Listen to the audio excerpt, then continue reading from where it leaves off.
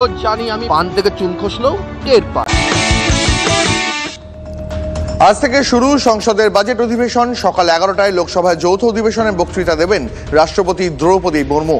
ইতিমধ্যেই গতকাল সর্বদলীয় বৈঠকে আসন্ন বাজেটে মধ্যবিত্তের সুবিধায় আয়করের ওপর ছাড়ের দাবি জানিয়েছে তৃণমূল কংগ্রেস।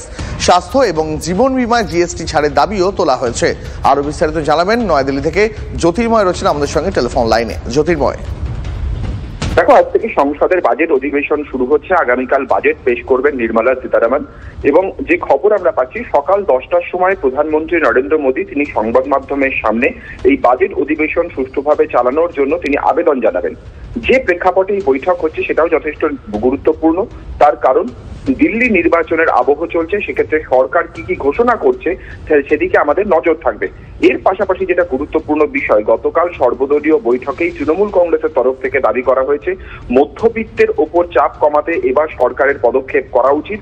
লোকসভা নির্বাচন থেকে শিক্ষা নিয়ে সরকারের উচিত মধ্যবিত্তের ওপর কর ছাড় দেওয়া এবং তার পাশাপাশি জীবন বীমা এবং স্বাস্থ্য বীমায় জিএসটি ছাড়ের দাবি জানানো হয়েছে। এবং অন্যান্য রাজনৈতিক দলও বাজেট যাতে সাধারণ মানুষের স্বার্থের কথা মাথায় রেখে করা হয় সেই দাবি তারা জানিয়েছে। এবার সরকার কি করে, প্রধানমন্ত্রী কি বলেন, আমাদের নজর থাকবে সেটা। একেবারে জ্যোতির্ময়, আমাদের সঙ্গে থাকো। আর এদিকে বিরোধী বৈঠক ছাড়াই শুরু হতে চলেছে বাজেট অধিবেশন। দিল্লি ভোটের আবহে একে ঘরে কংগ্রেস বিপন্ন ইন্ডিয়া জোটের অস্তিত্ব।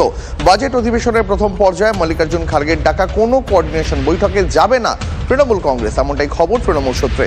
জ্যোতির্ময় আমাদের সঙ্গে রয়েছেন টেলিফোন লাইনে। জ্যোতির্ময়, তৃণমূল কংগ্রেস যে যাবে না সেটা কি তারা আনুষ্ঠানিকভাবে জানিয়ে দিয়েছে? দেখো, এই আনুষ্ঠানিক কোনো ঘোষণা করা হয়নি, কিন্তু যে কথা তৃণমূল কংগ্রেস বলছে যে দিল্লি নির্বাচনে তারা সরাসরিভাবে আম আদমি পার্টিকে শুধু সমর্থন করছে না, এই প্রথম কোন রাজ্যে যেখানে তারা প্রতিদ্বন্দ্বিতা করছে না সেখানে অন্য আঞ্চলিক দলের সমর্থনে প্রচারে নামছে তৃণমূল কংগ্রেস। আমরা ইতিমধ্যেই জানিয়ে দিয়েছি যে শত্রুঘ্ন সিনহা তিনি প্রচার করবেন 1 এবং 2 ফেব্রুয়ারি দিল্লির 3টি জায়গায় তিনি প্রচারে নামবেন। এর পাশাপাশি সমাজবাদী পার্টির অখিলেশ যাদব তিনি নিজে প্রচারে আসছেন। এনসিপি এবং শিবসেনা অর্থাৎ উদ্ধব ঠাকরে এবং শরদ পাওয়ার তারাও তাদের টিম পাঠাচ্ছেন প্রচারের জন্য। এদিকে কংগ্রেসের পাশে কেউ নেই। আর যখন এই সমীকরণ তৈরি হয়ে রয়েছে সেই সময় আলাদা করে অস্বস্তি বাড়াতে মল্লিকার্জুন খার্গে ইন্ডিয়া জোটের কোনো বৈঠক তিনি ডাকছেন না বা ফ্লোর কোঅর্ডিনেশনের কোনো বিরোধী বৈঠক তিনি ডাকছেন না বলেই সূত্র মারফত আমরা খবর পাচ্ছি।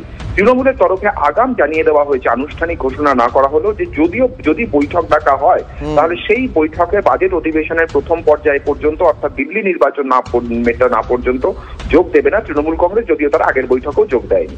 বুঝতে পেরেছি। অনেক ধন্যবাদ তোমায়। কথা বলছিলাম নয়াদিল্লি থেকে প্রতিনিধি জ্যোতির্ময় কর্মকারের সঙ্গে।